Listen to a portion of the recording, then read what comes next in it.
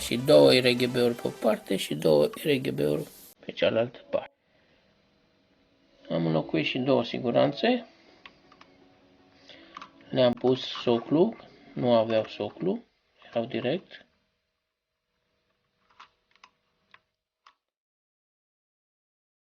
Și cam atât. Am mai înlocuit și rezistențele de comandă. Și acestea, la fel. Cost total ce am înlocuit, 468 de lei. Bun. A sosit și momentul mult așteptat să-i facem o probă. Îl alimentăm. Dar niciodată, da, după cum v-am spus, să nu alimentați direct la borna de baterie. Da? Luați un bec, încărcați condensatorii, depinde câți au. Da? S-a încărcat. Și acum putem să alimentăm fără nicio problemă. A făcut niciun scurt, da? Dacă alimentăm pe direct, era așa mare. Da? E bine.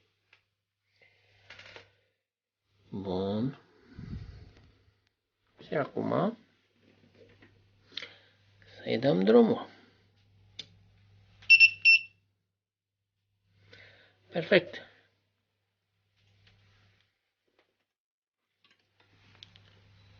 Punem becul. Perfect. Lăsăm un pic să funcționeze.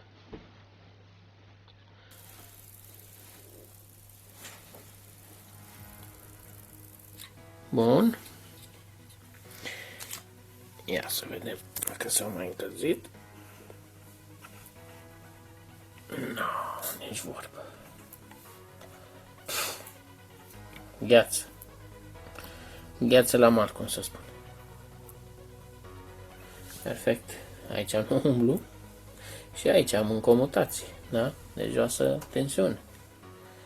Dacă pun pe două, am și curentat. Atenție mare. Cum umblați cu acești RGB-uri. Puneți decât pe unul singur. Nu se întâmplă nimic. Aici am joasă, nu e problemă. Da? Aici am înaltă. Aici am înaltă. Da? Plus minus. Am undeva la 280 de volți aici. O să pun aparatul să vedem ce voltaj am. Așa. Ia să vedem ce tensiune avem noi acolo.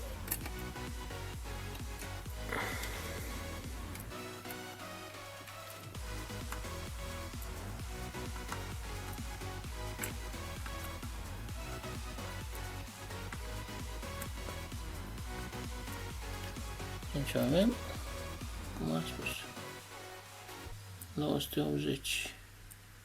Deci, da? Și un glas. 282. Da, acum este în standby. Da, aia face așa.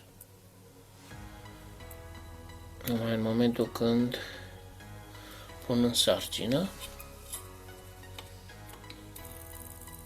Da? Avem 282. Asta e tensiune. Bun. Și din coace, alternativ.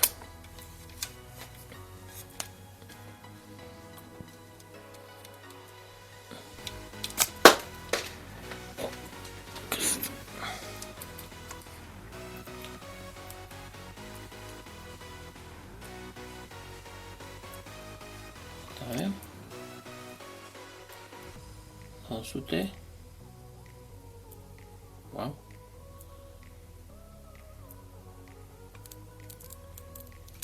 Cam mărișoară. Putem să o dăm mai mică. Da? Și avem 250 aproape. Avem aici un semiregulabil. Ce putem micșora sau mări. 160 invers.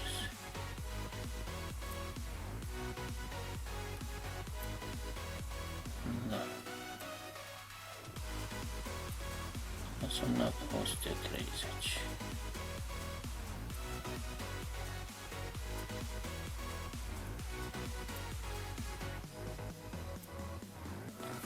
Bun, să punem un consumator.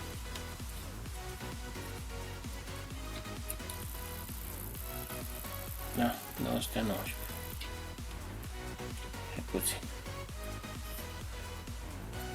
Mai mărim puțin.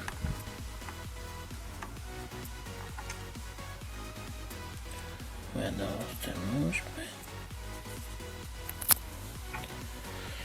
Și acum avem 230. Perfect. Asta este. Bun. Cam asta este. Haideți să vedem ce undă are. Da? Să încercăm și treaba asta. Cu osciloscopul.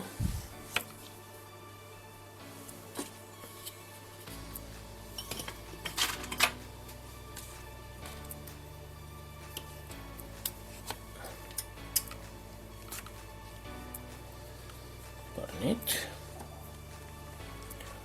Limităm. Conexiunea.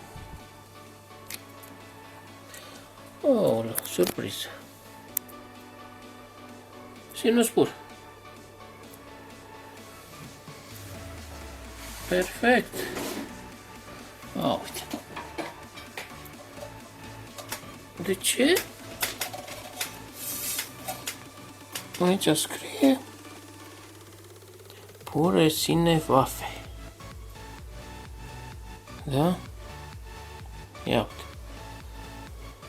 Perfect, frate. Tot aia de joc.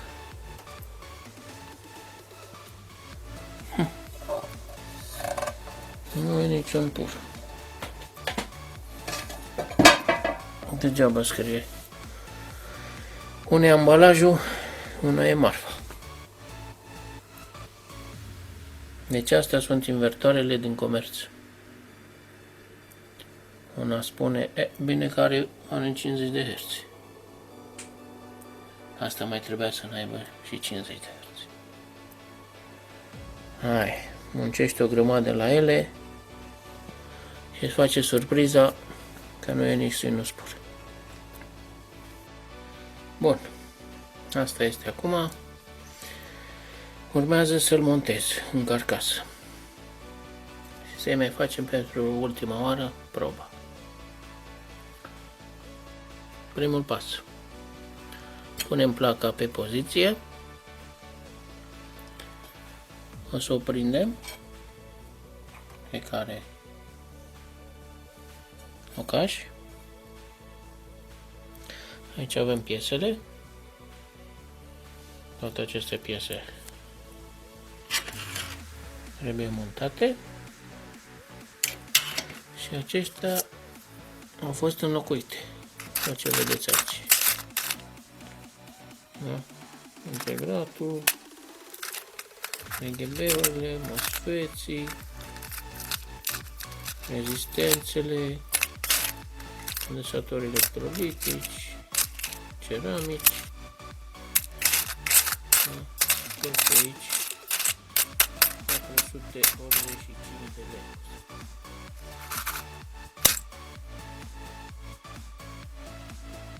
Punem pe poziție, fiecare trebuie, fiecare în parte. Trebuie să le izolăm, să nu fie față de aluminiu, da? De carcasă.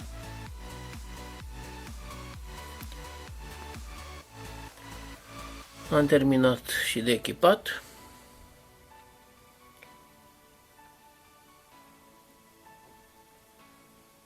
partea asta.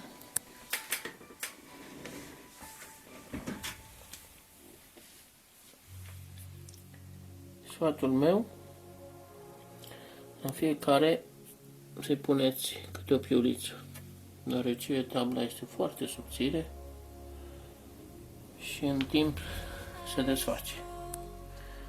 Atunci MOSFET-ul va rămâne în aer. Și avem surpriza să se ardă. Și acum urmează proba finală cu o baterie mai mare, să vedem cum funcționează. Să facem o probă, cum am spus. Am o baterie de 65 de amperi, o mai mare deocamdată. Deci la 65 de amperi undeva la 680 de W. Mai mult nu pot să bag. Da? Deci bag undeva la 500 de W. N-am ce să fac. După aia intră în protecție. Da? Avem o mașină asta, 500 de W. Cu toate că nu e sinus pur. O să fac o probă cu bormașina. Să vedem ce spune. Dorește să învârtă sau nu?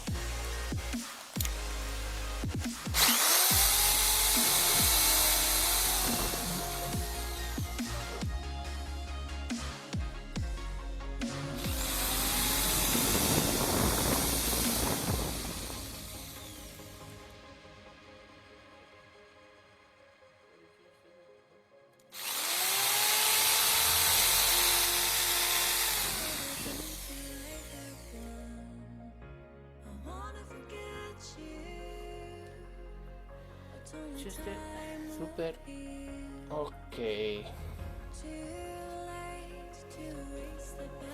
Cei care doresc să-și repare singur invertoare, aceștia sunt pașii pe care trebuie să-i urmați. Numai bine vă doresc!